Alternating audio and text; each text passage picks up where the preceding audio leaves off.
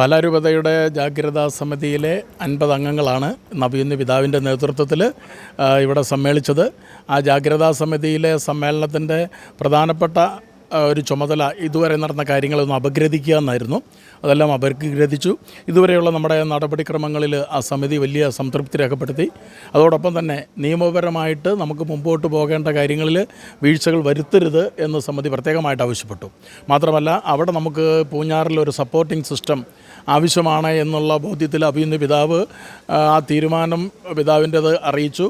അത് നമ്മളുടെ CV estate manager, പറത്താനത്തെ CV എസ്റ്റേറ്റ് മാനേജർ ബഹുമാനപ്പെട്ട തോമസ് പനക്കക്കുടി അച്ഛനെ നമ്മളുടെ പൂഞ്ഞാർ ഫൊറോന ഇടവകയുടെ അഡ്മിനിസ്ട്രേറ്ററായിട്ട് ഇന്നു മുതൽ ചുമതല ഏൽപ്പിക്കുകയാണ്.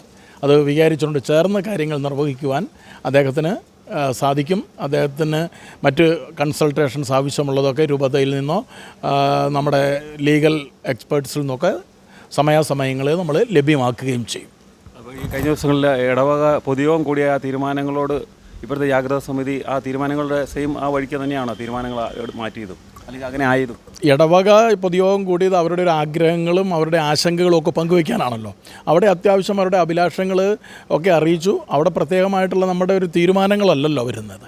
ഇത് അതേസമയം നമ്മുടെ കുറേ കൂടെ ജാഗ്രതാ സമിതി രൂപതയുടെ നിലവിലുള്ളത് കൂടി വിവിധ രംഗങ്ങളിലുള്ള റെപ്രസെൻറ്റേറ്റീവ്സാണ്.